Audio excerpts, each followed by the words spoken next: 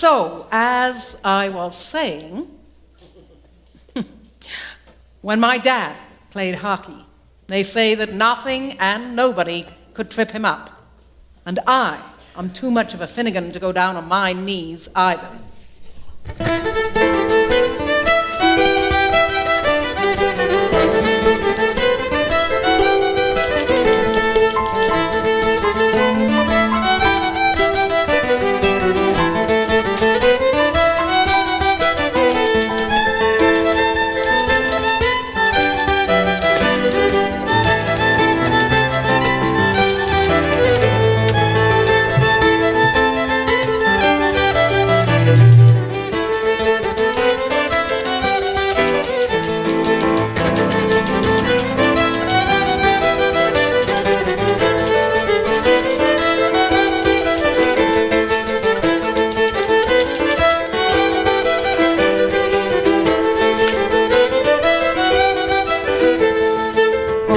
And I've hunger lonely, the kettle's on and starting to boil. Much to write before I sleep, I'm burning the midnight oil. I need more coffee to make my deadline, it's all so hard, this simple life. Mother, father, it's all on me, I'm no longer just a loving wife. Earning a living and feeding my children, crafting stories is my toil. Stealing the hours, fulfilling my plans, but burning the midnight oil.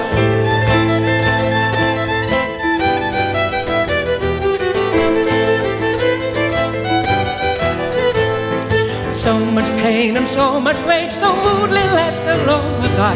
Piles of bills and no one's mercy, never let them see me cry. No time for tears, no time for sorrow, I ask in the eternal why. You broke my heart, you broke our family, suicide means that two will die. Earning a living and feeding my children, crafting stories is my toil. Stealing the hours, fulfilling my passions and burning the midnight oil.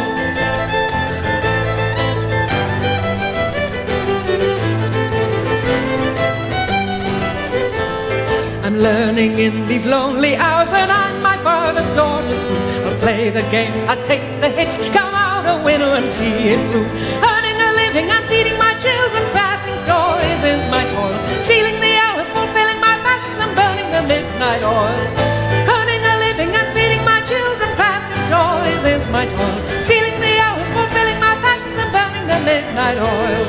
Earning a living and feeding my children, crafting stories is my toil. Stealing the hours, fulfilling my passions and burning the midnight oil. Earning a living and feeding my children, crafting stories is my toil. Stealing the hours, fulfilling my passions and burning the midnight oil. Earning a living and feeding my children, crafting stories is my toil. Stealing the hours, fulfilling my passions and burning the midnight oil. Earning a living and feeding my children.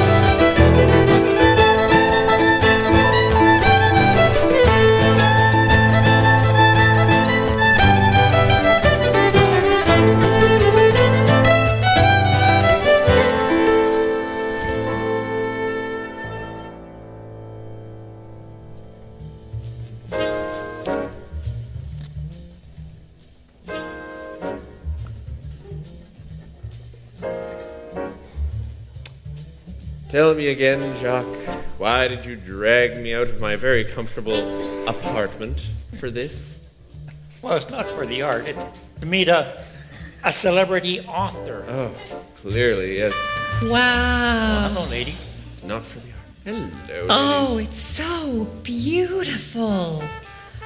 It's just so full of love and peace and heart. You say that about everything. Really? But it's true. Look at these paintings. Oh, that's what they are. I was wondering. Joan, I saw your piece of chatelaine. Oh, that was so right on. I don't know how you find time for all the books and articles and scripts. I guess you could call feeding my children my thing. Oh. Thank you for the kind words, dear. Joan, you're just so strong and wonderful. Well, thank you, dear. And what is your name? You can call me Maple. That's what my friends call me. Whatever turns you on, I guess. Joan, we wanted to invite you to our Strong Women's Gathering. It's this Friday. Oh, I've heard of that. Sorry, that's not my thing. And besides, I have to take my son to his hockey game. Watch out. He could be the next Bobby Clobber. I've never seen my son hit anyone. Joan, would you mind telling us, what are you working on now? I wouldn't mind that at all. I am thinking of writing down the oral histories of the Ottawa Valley. You know, the old-timers are a vanishing breed. Inbreed, you mean, most likely. And I want to write their stories down and put them down for posterity so that other people can hear the wisdom. I have to do it while I still can. Yes, I can see the title forming now. It's Great Outhouses That I Have Known. Oh, Manny, that's not nice. Those people can't help it if they're poor and illiterate. Yeah, Manny, you should be feeling sorry for them.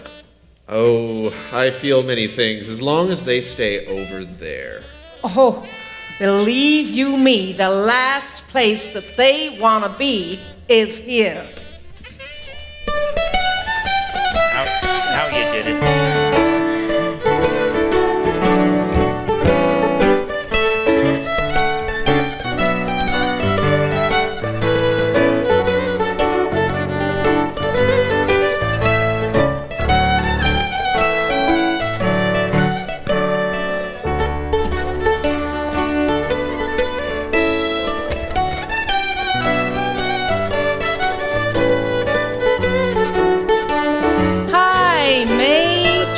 Came back. I did. Listen Left. to this. They call my people backward bumpkins. They mock how slow we drive, weaving in and out of traffic. Don't know how they stay alive. Horns honking, engines running through all the fog and grey. Your idea of progress is a traffic jam all day. Lights and glamour, I've just had it. Polite chatter with snobs I'm just bad at. I prefer the kind of place where men wear plaid at. And if you tell my kind of jokes, they won't get mad at you.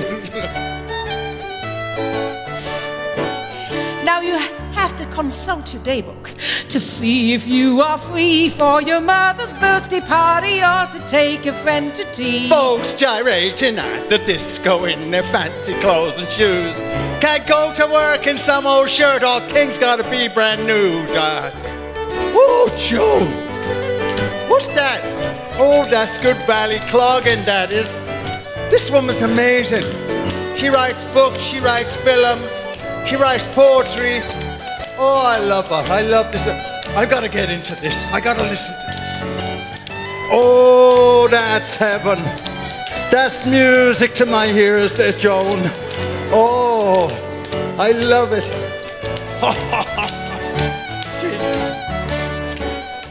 Back home in the valley, the air's a whole lot sweeter. You can see the sky and park all day, money in the meter. But you'll need your fancy paycheck to see if you are free. For a weekend at the lake, you gotta slave away all week. Lights and glamour, I've just had a polite chatter with snobs I'm just bad at. I prefer the kind of place where men wear plaid at. And if you tell my kind of jokes, they won't get mad at you. Tell ya. I will. My folks don't like your way of living. doesn't pass for much up here. You can have the rat race. We live life in circle gear. You could rather hang around with neighbors with folks who laugh and shout. You can call that simple, but you'll never figure it out. Life's some drama. I just had a polite chat with snobs I'm just bad at. I prefer the kind of place where men wear plaid hats. And if you tell my kind of jokes, they won't get mad at you. Like some drama, I just had a polite chat with snobs I'm just bad at.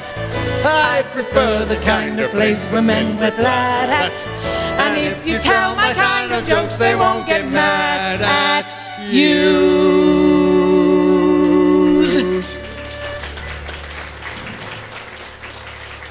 Okay, Come Joan, on, let's go back up to the let's get valley. outta It's here. nicer up there.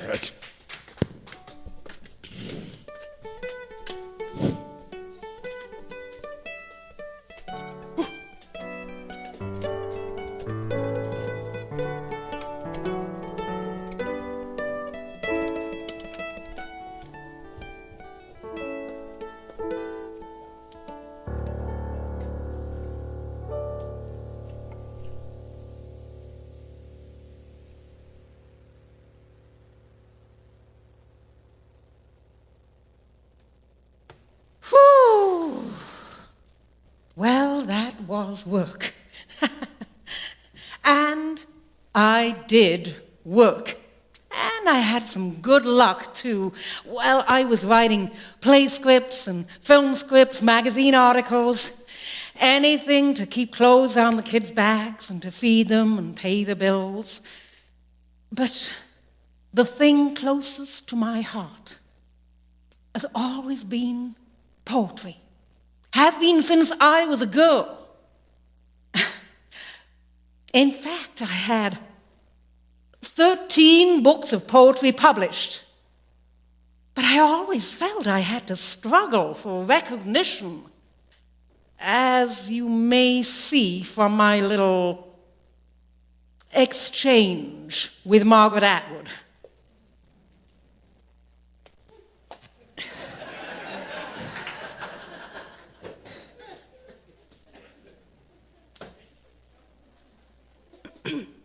Barbara, do you have my mail?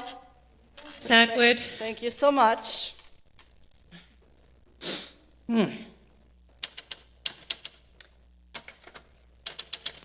April 2nd, 1982.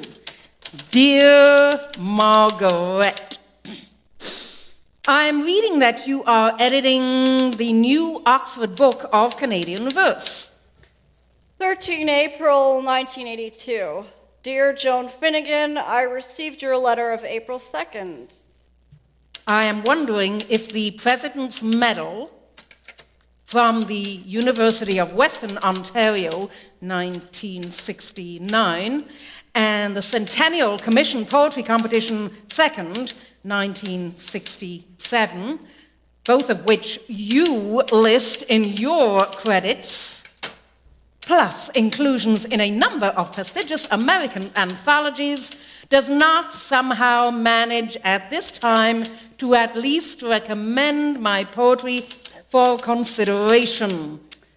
Joan Finnigan, we are writers and we have to stick together. And as it happens, you are already on the list for consideration. If nothing else. I am not an idiot, and I resent the tone of this letter. You know, I'm gonna go just write a book, I think. Excuse me. All I did was try and support a family in the cutthroat world of publishing and broadcasting. But the women's libbers did not see me as one of them, and I guess the feeling was mutual. Well, I made a scene a time or two about being introduced as Joan Finnigan, the writer, instead of Joan Mackenzie, mother of 3 wonderful children. Oh, don't get me wrong. I'm proud of all the books and the awards and such. But my children are my greatest achievements. we had our hiccups, but we were doing all right for the most part. And I was living in Kingston with the children, and I was running in and out of Montreal and the National Film Board more times than I could count. And the CBC were keeping me busy too. But when I wanted to focus on the oral histories of the Ottawa Valley, well, my publishers got really nervous, and I had a terrible time trying to find someone to publish it. Jack McClelland, he put it to me straight. Honestly, Joan, I think you're wonderful. But an oral history of the Ottawa Valley? I wouldn't touch that with a barge pole. And others were, well, just as bad, if not worse. Joan, come on. I mean, this is business. The Ottawa Valley? Where the hell is that? And even when Deneau took it on, he only did, I think, about 3,000 copies, and that very reluctantly. And you know, it took off. And the PR guy was shocked. Why, I never seen anything like it.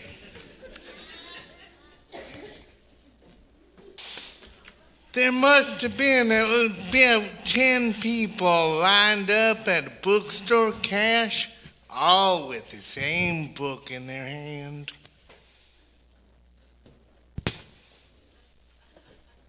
Really?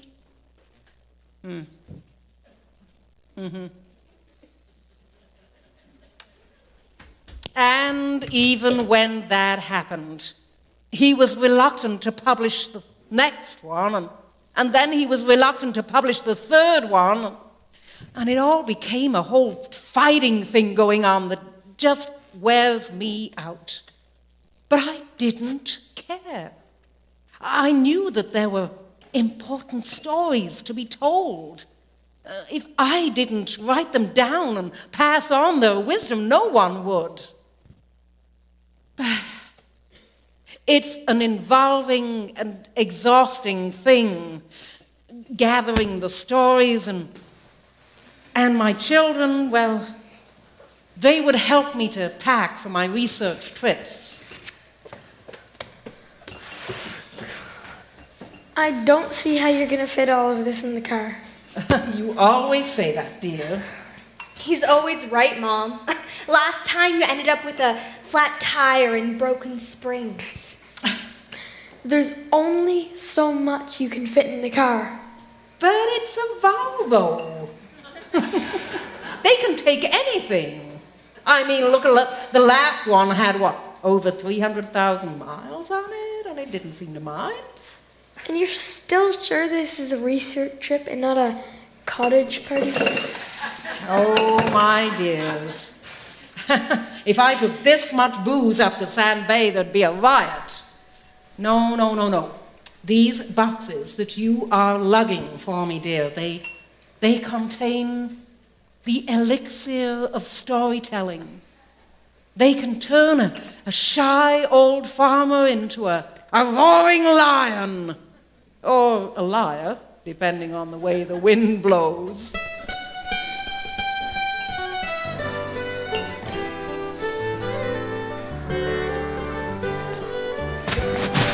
I always dwelled amongst tall-tailed spinners, ranters, yarners, and liars, poets who were not called poets, sitting around by their fires, singers whose songs could not be understood in other places, but here they sounded so sweet.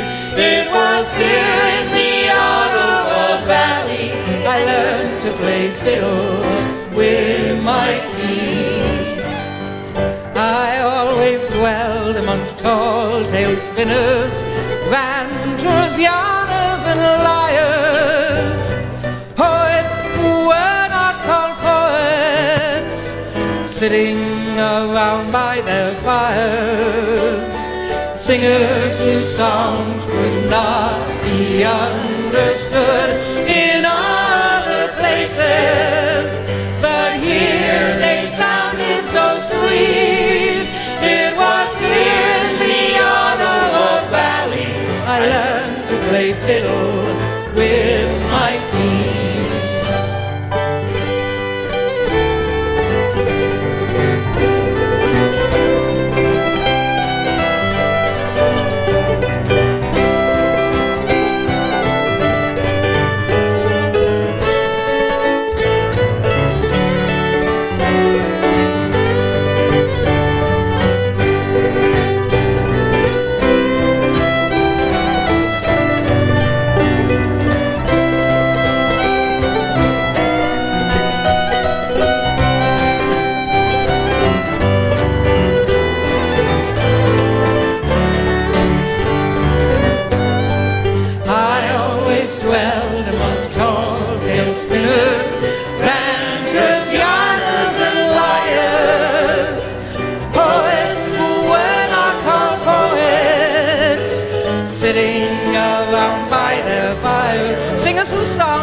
Singers whose songs could not be understood in other places, but here they sounded so sweet.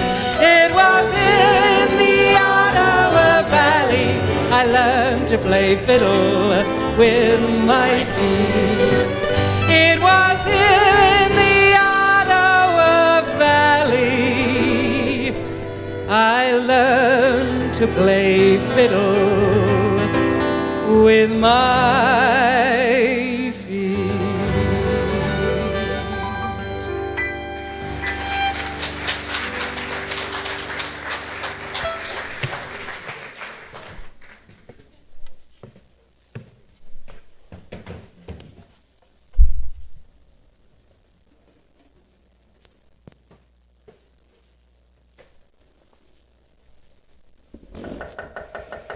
Hello, Loretta, are you there? Oh, I'm here all right. Oh, there Not you like are. I can get anywheres. Oh my goodness, it is cold in here, Loretta. Can I poke up the stove please, for it's you? that wood I bought from Finnerty's. Like they say, nothing worse than green wood or a tipsy husband. Oh, you are so right, Loretta. You are so right. But they tell me you haven't been too good just lately. Oh, I'm not too bad, not too bad. But then I've always made do, not like those rich folk. Now, they're the ones that are always complaining. It's okay for them to be demanding. Like old G.A. Howard, remember him? Remember him? Oh, he was a legend around Charville, don't you know? Oh, so he was. They say he could sell a car just by telling a good story. And that he always had a good line or a joke. So he did. Hey, did you hear about the 72-year-old lumber baron?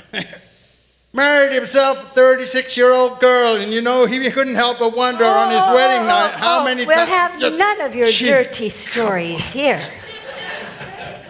Yes.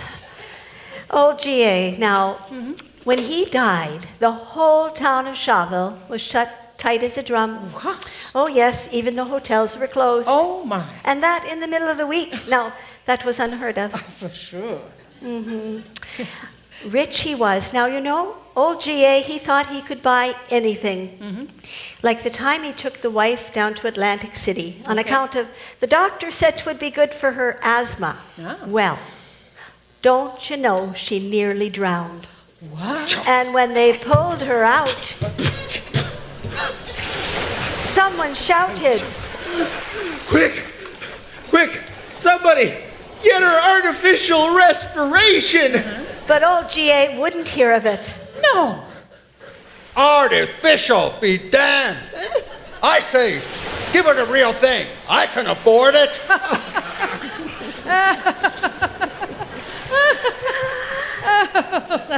Oh, yes. Oh, dear.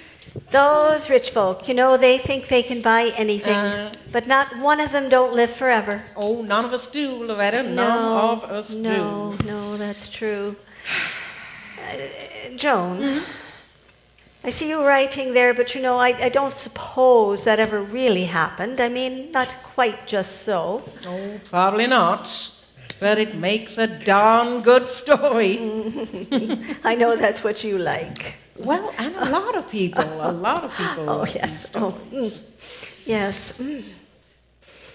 Oh, dear, my dear. Loretta, are you sure there's nothing I can do for you? Well, no, it's wonderful you just coming by, but Joan, while you're here, there is something you might be able to help me with. You see, they left me here with nothing to drink but water and tea.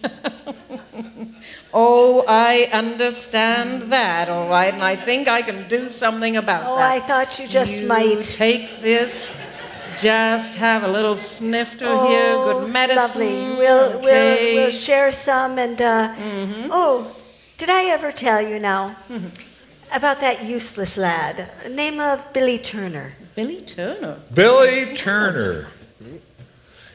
He always said he was too heavy for light work, but he was too light for heavy work.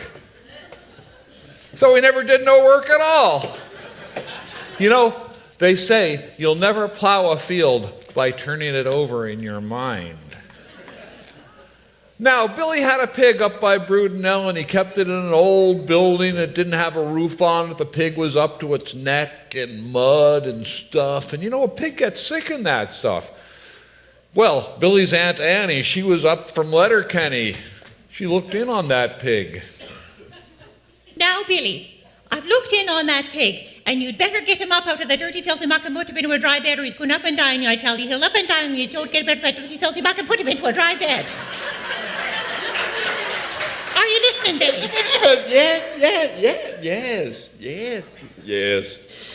Yes, I am, and I will, absolutely. See that you do. Annie, yes. Well, couple weeks later, Aunt Annie was back, don't you know? And she said good day to the Turners. So, Billy, how's that pig? He's good. Up until about a couple of minutes ago when, he up and died.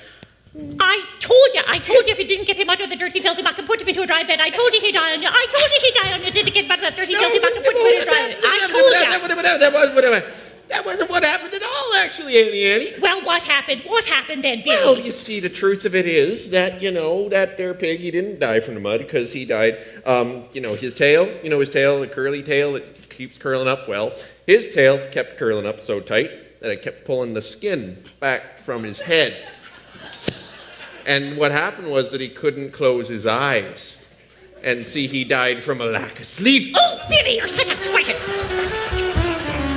Some of the stories I told you are true. Some of the tales just chatter. Is it false? Is it true? I leave it to you. Story's the one thing that matters. I mind a year they had a bad drought, and the poor farmers had nothing for yields. It's land that year. It felt so dry. Grasshoppers cracked lunch to cross the field. Some of the stories I told you are true. Some of the tales just chatter. Is it false? Is it true? I leave it to you. The story's the one thing that matters. Once Taddy met a lad out on the road on a stony old hill, way out in the boondocks. He asked, Is that all the land that you own? No.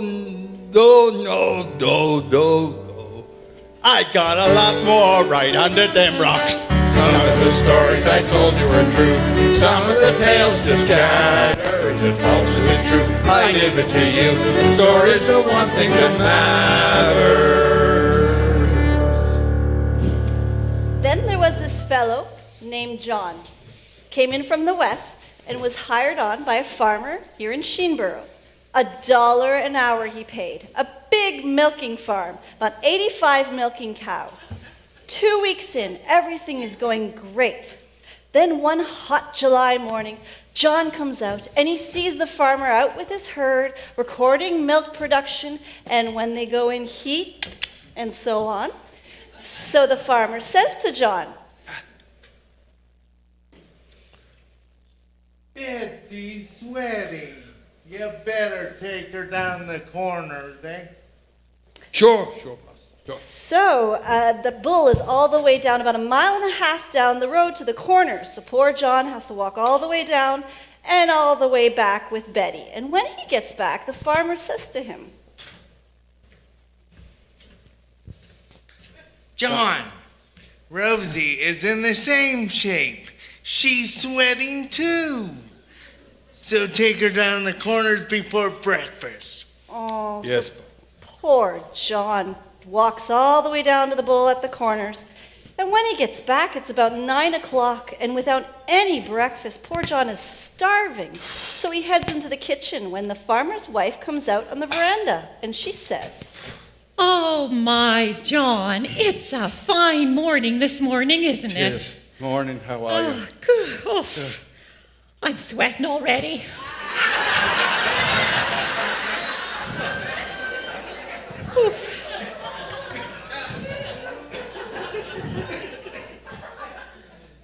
Sweating be damned.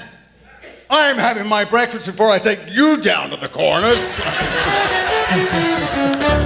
Some of the stories I told you were true. Some of the tales just chatter and false even true. I gave it to you. The story's the one thing that matters. Two old lads sitting out by the store. The Lord seems to have forgot us down here in Killaloe. The other one said, I'll tell you one thing. If I get there first, I'll remind him of yous. Some of the stories I told you are true. Some of the tales just chatter and false even true. I gave it to you. The story's the one thing that matters.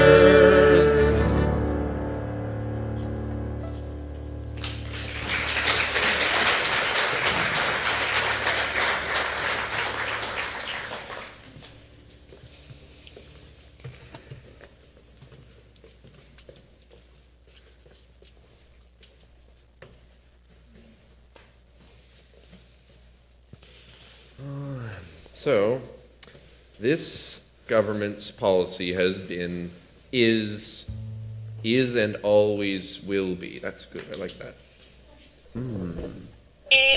Mr. Conway, Yes, Deborah. Joan Finnigan is here to see you. Oh. Are you available, or Yes. are you on the other line? No, yes, please. Send her right on up. Thank you. Very good, sir. Sean, my old friend. How are you? Hello, how are you doing? I'm good.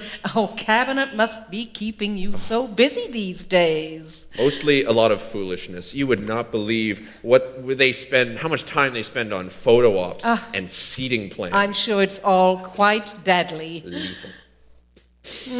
So it takes up a lot of your time, eh? It does. But you see, yeah, there's something you were looking for. I was wanting to talk to you about the plaques. Right, yes, the plaques. I saw her, yes, I can, You know, the plaques about the Opeongo line and Yes. celebrating the settlers who, yes? Yes, I was actually just about to write a briefing note. It's A briefing right here. note? Yeah. Sean, we've been talking about this for 3 months. Yes, well, Come on. there's a protocol for everything. And protocol be damned. Look, if this were Vermont, there would be, it had been done like years ago. You could write out a check, give it to a couple of lads, and they could go out there and put those plaques up on the Opeongo in the time it takes to write a briefing note. You got to get onto it now while you're in charge, while you are in cabinet. This government is so popular.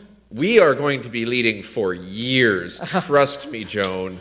And there will be time. And time passes quickly.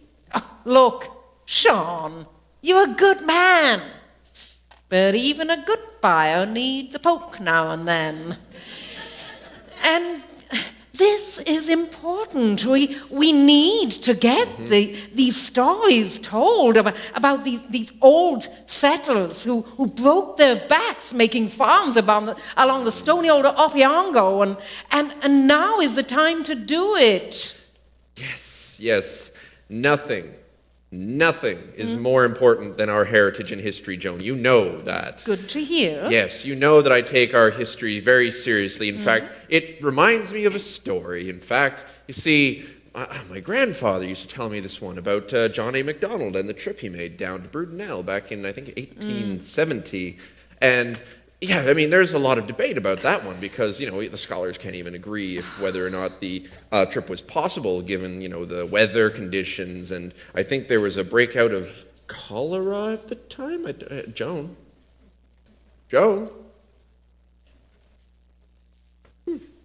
Odd. She always liked a good story. Oh, well. So, where was I?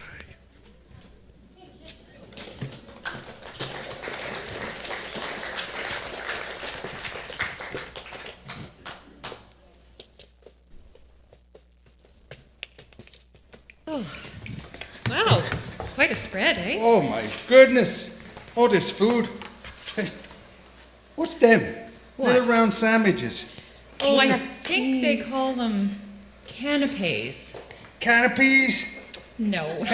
I never seen a can of peas like that before. No. I'm so Really?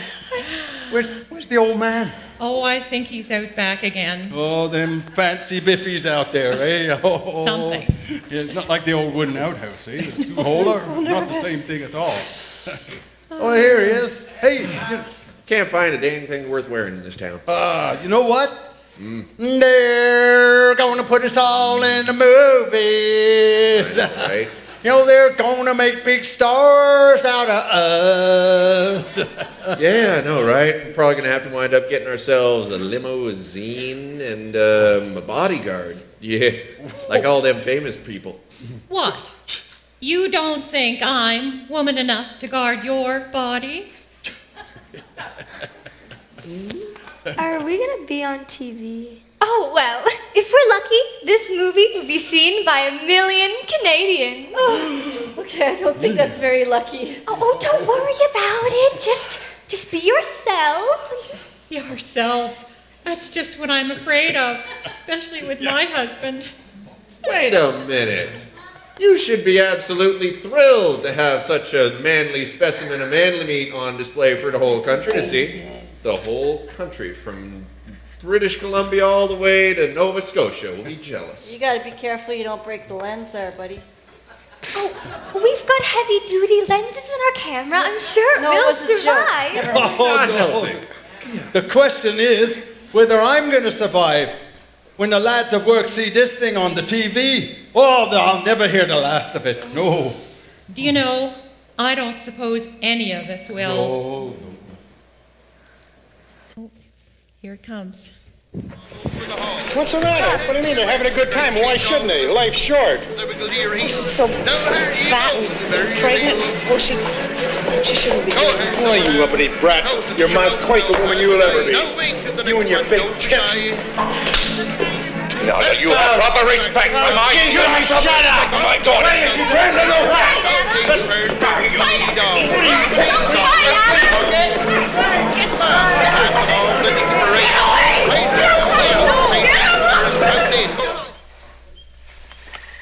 That was a hateful thing for you to say. You know that wasn't true. You'll be a great woman. Better maybe than your mother.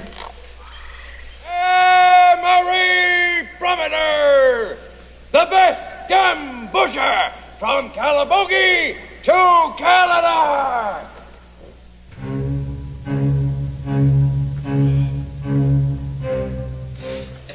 My diet. Breakfast, 1/2 grapefruit.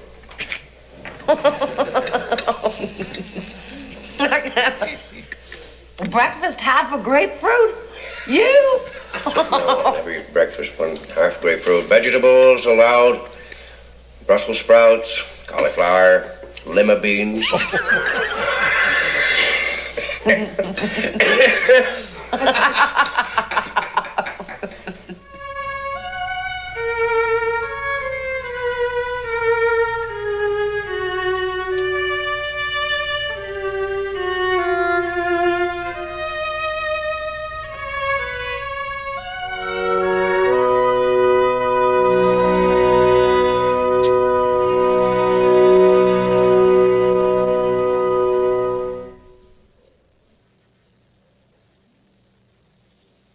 That's not what I was expecting. Film of the Year. 11 ETROG Awards. That's just what I was afraid of. This story was told with intelligence and economy, and without a moment of padding. I'm shocked. Really shocked. One of the 10 best Canadian movies ever. I feel very hurt they made us look that way. What a gutsy piece of writing. I'm sure some big mucky muck up in CBC thinks we're a social problem to be solved. Such beautiful images. Oh, if you ask me, that's an insult to the people of this area. Eh? Haunting. Makes you look at poverty differently. It makes us look like a bunch of drunks and hillbillies. The portrayal of the Prometer family was so sensitive. You couldn't help but sympathize. The fact is, there are people like that from British Columbia to Newfoundland. Such a starkly different world. We sure have come a long way. So why should the valley be given the black eye? It's the perfect example of what our filmmakers could do if they were given the opportunities and the material to replace the run-of-the-mill American films that dominate our theaters and televisions. By making us the butt of some big joke, CBC has found themselves a damn poor way of getting themselves some awards. Yeah. You know what? We thought that was going to be fun, eh? Sheesh! Yeah. You tell him, Ernie.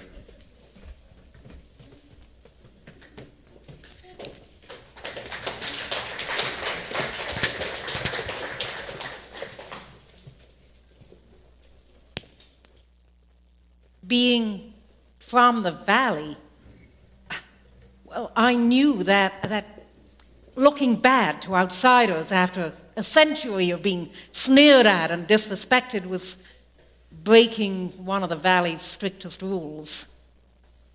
But I also knew that there were stories to be told, and I felt that I had portrayed the characters in the film as beautiful and valuable people with a real sense of integrity and of what matters in life.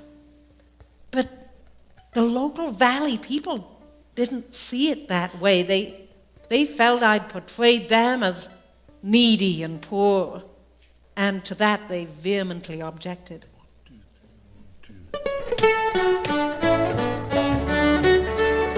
They say poor is when nobody cares how you are.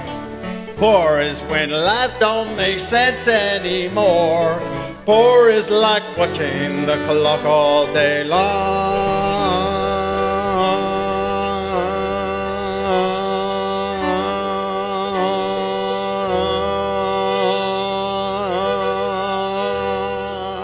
According to that, we're not poor. They say that poor is being cooped up all day in an office. Poor's when there's no fun inside your front door. Poor is like spending your life in the rat race. According to that, we're not poor. Got meat from the hunt and food from the garden. Many to feed, but most times get enough. We know how to get by when times are hard. Neighbors help out when the going gets tough. They say the poor is when nobody cares if you're living. Poor is when day after day is a poor. Poor is all taken and nobody's given. According to that, we're not poor. Have all that we need to live as we like, not herded like cattle into a chute, with neighbors and family and friends all around. More to life than some guy in a suit. They say the poor is when nobody cares how you are. Poor is when life don't make sense anymore. Poor is like watching the clock all day long. According to that, we're not poor. According to that, we're not poor. We're not poor. Yeah.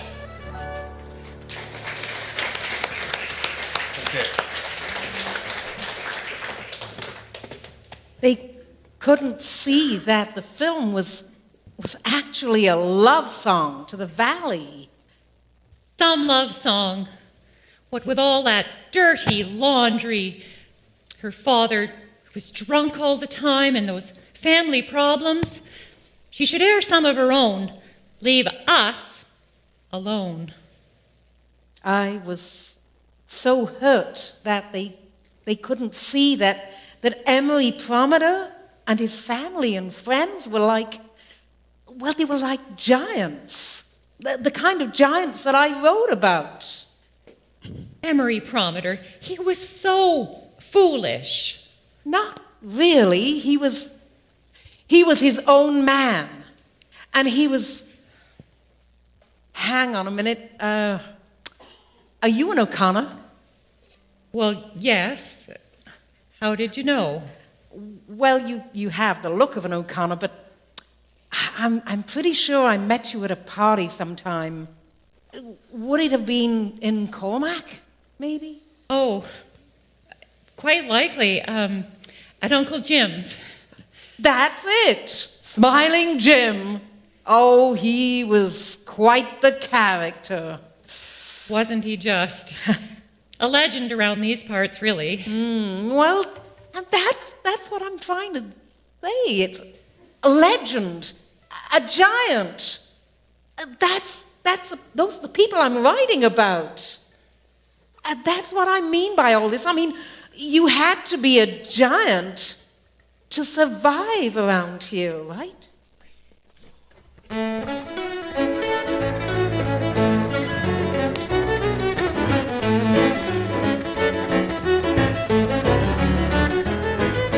Land needed giants, so it bred giants. You had to be a giant to survive here. The soil was stony, the conditions so tough that only a giant could possibly thrive here.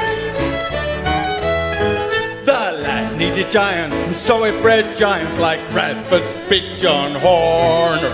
Said to be the strongest in shore, but carried 350 pounds round the corner. 500 feet with a barrel of pork, never did stumble nor fall. From the old hotel to the blacksmith shop he figured. That just about says it all. Land needed giants, so it made giants. You had to be a giant to survive here. The soil was stony, the conditions so tough that only a giant could possibly thrive here.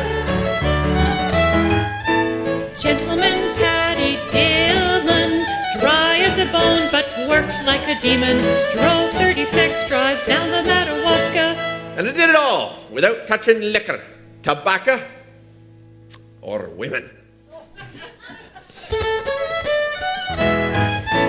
Big Joe Mufferaw, greatest of all, his exploits too many to tally. A hero and a constant example to kids in the whole wide evergreen valley.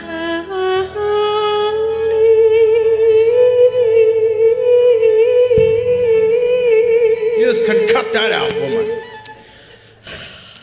The land needed giants, so it made giants. You had to be a giant to survive here.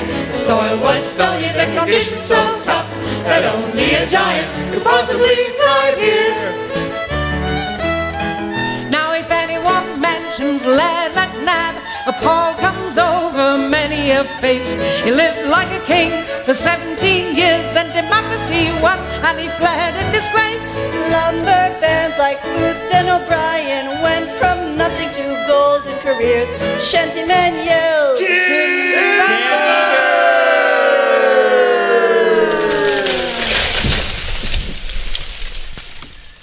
all over the valley so the mansions could have crystal chandeliers. Land needed giants, so it meant giants. You had to be a giant to survive here. The soil was stony, the conditions so tough, but only a giant could possibly thrive here. The giant men and the giant trees have all gone into hillsides now. They took their axes with them.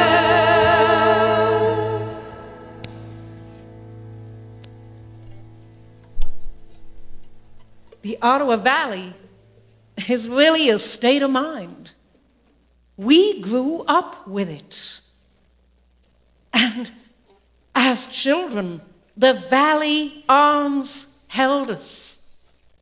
And the wise men, they patted us on the head, and we stood still like cattle being judged at the Charville Fair. And when you are cradled in a valley, always a river runs through the fingers of your hands and feeds your mouth a falsely finite ignorance of thirst.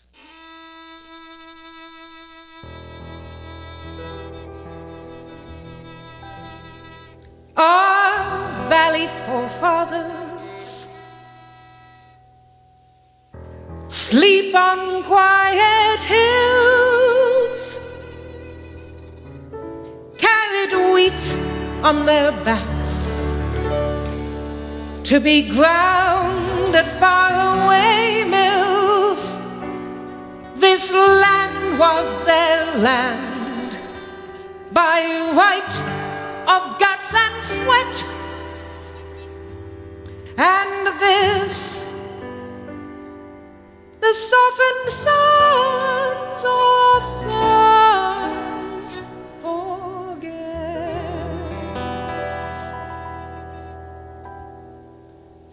Our valley forefathers sleep in quiet hills, carry wheat on their backs to be around the faraway mills. This land was their land by right of guts and sweat, and this the softened sons of sons forget. Our valley forefathers sleep on quiet hills, carried wheat on their backs to be ground and far away mills. This land was their land by right of guts and sweat, and this the softened sons of sons forget. Our valley forefathers sleep on quiet hills, carry wheat on their backs to be ground and far away mills. This land was their land by right of guts and sweat, and this the softened sons of sons forget. Our valley forefathers sleep on quiet hills, carried wheat on their backs to be crowned at faraway mills. This land was their land by right of guts and sweat, and this the softened sons of sons forget, and this the softened sons of sons forget.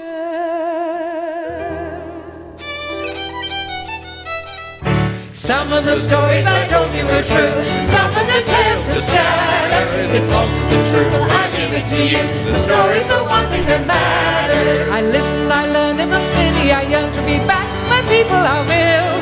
To make meals and bowl until you are full. And how much you make is no big deal. Some of the stories I told you were true. Some of the tales that shatter. Is it false? Is it true? I leave it to you. The story's the one thing that matters. I come from the valley, it's where I'm from. What I heard and saw in childhood was like my bank account. I come from the valley where my heart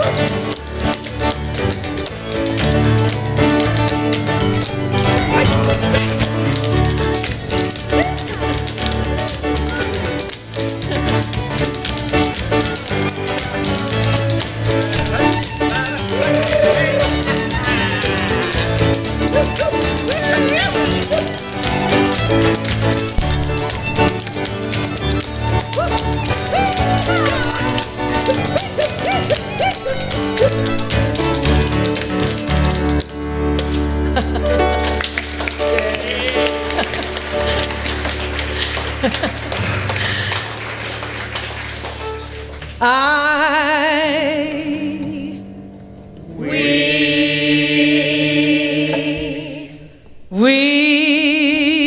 come from the valleys where I'm from, where legends were made and remembered to this day. I come from the valley where my heart is always home. When you're raised in the valley, it's where you want to stay.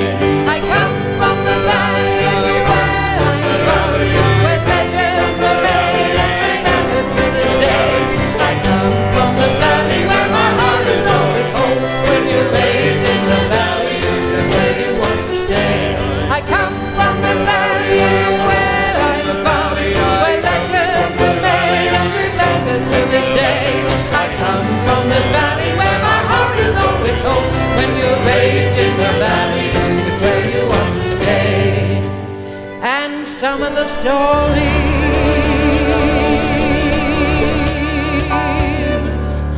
I told you were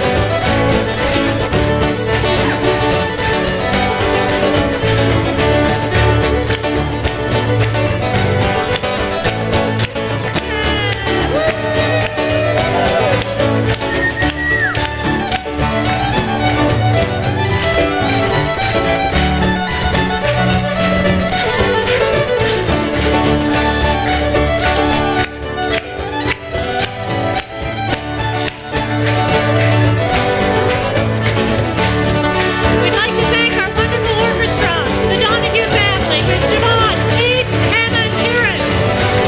Our playwright and musical director is Tom Heimer.